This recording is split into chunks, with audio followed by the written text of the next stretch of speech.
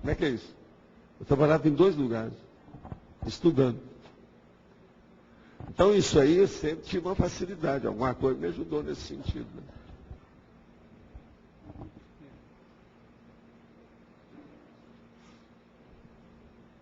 Mas então, Ana, o que você manda? O macrosoma está relacionado a processos de liderança? No caso, por exemplo, do Carlos Magno, é óbvio. No caso do Confúcio, é óbvio. Por aí deve ter uma opção. Agora, por exemplo, pode ser que tenha liderança extrafísica. Deve ser os problemas de serenões, etc. Às vezes evoluciólogo. Ele está aqui, mas está comandando os processos extrafísicos em torno dele. E nesse caso do macrosoma cerebelar também? Até um certo ponto. Porque ele é guia, né? O cerebelar, por exemplo, pode ser aqui, ó, eu estou distinguindo bem os dois, né? O cerebelar é justamente o da carnadura dura. Na família, por exemplo, das moças. Isso aí é muito mais comum. Esse é uma das coisas mais fáceis que tem da pessoa registrar. É mais fácil identificar isso aí, o macrosoma por aí. Por isso que eu sempre falei nisso. Você pega aí 4 irmãos, só um que tem a carnadura dura, por quê? E às vezes é o do meio. Agora, você vai examinar outras coisas, vai ver a anamnese dele, o histórico, a historiografia dele, você vai ver que ele é bem destacado, diferente dos outros. No entanto, a mãe é a mesma, o pai é a mesma. Às vezes até a fisionomia parece, tudo igual. Entende? Todos aqueles recursos genéticos, por exemplo, o lobo da orelha encostado, o dedinho, o mínimo debaixo do outro, você vai olhar, todos eles são iguais. Mas aquele cara é diferente do outro. Você vai olhar, a carnadura dele é forte. Ele não é flácido. Os outros todos são mais ou menos. Entende? Então, uma maneira de pesquisar o macrosoma seria também pesquisar lideranças? Começar a pesquisar Até um liderança? certo ponto. Até um certo ponto. Então, você pode estudar, por exemplo, a liderança dentro do processo da Olimpíada. Quem é que se destacou e de que modo? Entende? E outra coisa, na Olimpíada é bom que você vai ver quem é que está dentro do caminho e quem é que está fora, quem é que desviou. Porque a Olimpíada, às vezes, é um desvio. Tudo isso é possível. Boa tarde. Eu sei que você tem mania de falar boa tarde, eu falei primeiro dessa vez. Professor Valdo, tudo bem? Uma das situações em questão de mini-proex, né? Nas enrascadas, hipoteticamente, que as pessoas se envolvem, as maiores delas, com dinheiro, sexo, poder, que a gente conhece. Uma hipótese, poderia existir um macrosoma preparado para que a pessoa somente saísse das enrascadas, sem pensar em proex um pouco mais evoluída, alguma coisa desse tipo para... Se ela tem enrascado demais, ela não recebe macrosoma. Ela não está preparada para isso. Se der, vai ser um estupro evolutivo. Em vez de ajudar, vai piorar. Você pode me perguntar, Valdo, você já viu alguma prostituta que tivesse macrosoma? Sim, eu já vi. Pois é. E outra coisa, ela saiu da prostituição na hora que eu fui explicar para ela o que era isso. Agora, o melhor da história, ela tinha várias irmãs, nenhuma foi prostituta, só ela. Ela era capaz de tudo. Mas saiu bem, caminhou a vida, tudo. Mas eu descobri que havia um macrosoma, pelo processo de energia dela. Agora, tudo começou por uma conversa de um amigo meu. Ele chegou para mim e falou assim, Valdo, você sabe que eu, de vez em quando, vou lá na zona, que era o nome que eles usavam para isso, a zona boêmia, que era o prostíbulo. Agora, eu quero te dizer uma coisa. Eu vou lá por uma característica muito simples. Tem uma mulher lá que toda vez que eu vou lá, não é o processo da relação sexual. Eu saio como se tivesse feito uma transfusão de sangue em cima de mim. Essa mulher deve ter alguma coisa. Você precisa estudar essa mulher. Foi ele que me chamou a atenção. Lá vou eu, então, conversar com a nossa amiga. Fui ver, eu fiz arco voltaico nela, expliquei tudo o que era. Eu falei assim, ó, você pode ser minha cobaia? Eu fiz isso muito. Uma vez, vocês têm uma ideia, eu fui numa cidade do estado do Rio, foi só essa vez que fui lá, junto com os americanos, só para ver um lugar que tinha prostituição em cima do morro. Porque lá tinha uma mulher que a gente desconfiava que era um caso para ser estudado. Nós encontramos a tal mulher. Agora, o caso é que elas mudavam muito de nome. Mas essa mulher tinha uma marca na coxa, que o povo conhecia. Então, os nomes eram diferentes, mas a mulher não tinha jeito de mudar a marca na coxa. Então a gente viu quem era. Nós fomos lá só para ver isso.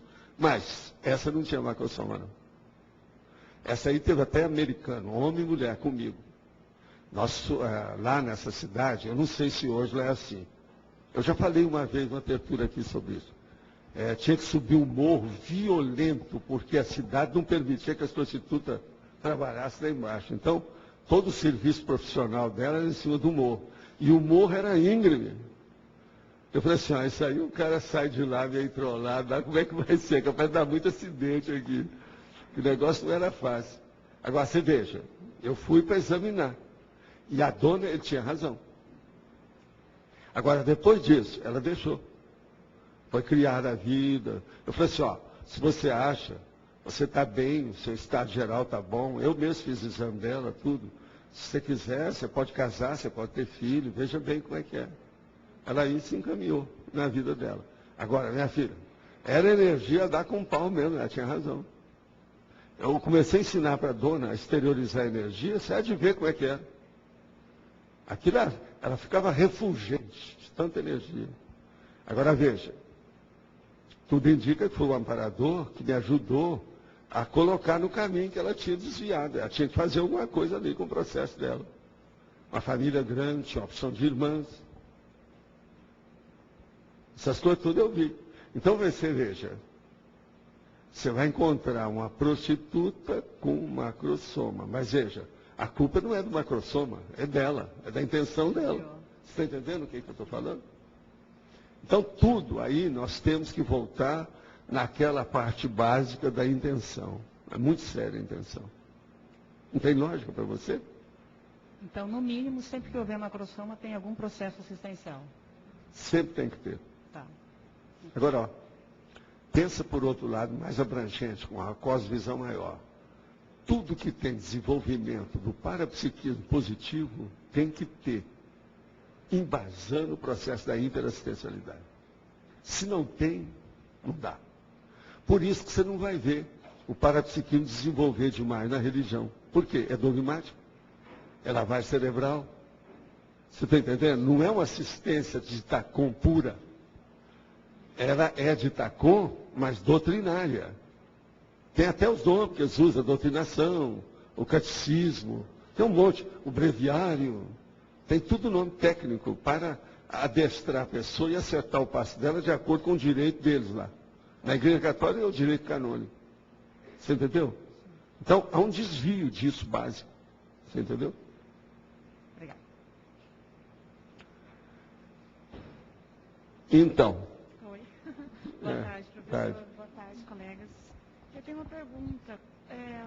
De que forma se identifica o macrossoma? Quais são os pontos-chave para você identificar? O ponto-chave é... identificar em mim ou em outras pessoas. Você tem que fazer um levantamento da sua vida, tudo que aconteceu, e começar a comparar com o povo da sua família.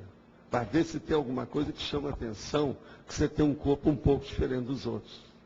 Dentro da genética, da paragenética, o ambiente, a ecologia, a mesologia, o meio ambiente, o ambiente que você vive. Entende? Ver essa diferença. A partir disso, tem que começar a fazer anotações e examinar o que é a estrutura do macrossoma em si. A possibilidade daquilo. Ver se ele é um processo apenas biológico, se tem um processo mental somático, que é de já intelectual, mais sério, de discernimento maior. Entende? E ver também qual é o interesse da pessoa. Entende? Examinar, de modo geral. Agora, esse tem que examinar uma temporada, tem que estudar mais, aprofundar. Só isso que eu estou falando não resolve nada.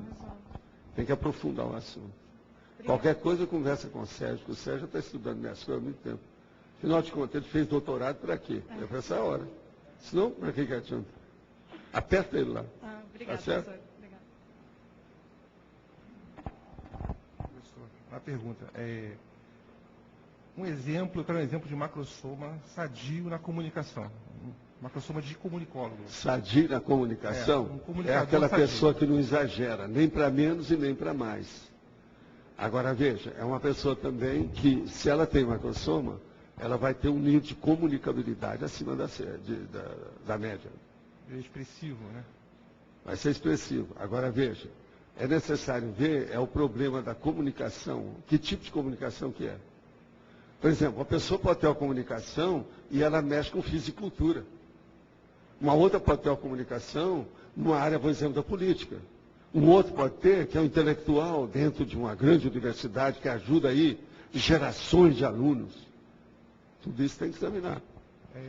Eu acho assim, a questão do diálogo, né? O macrosoma da comunicação tem uma pessoa que seja aberta ao diálogo em todos os níveis. Ela tem a questão da omnidisposição. Não, isso aí é o caso, por exemplo, do Churchill.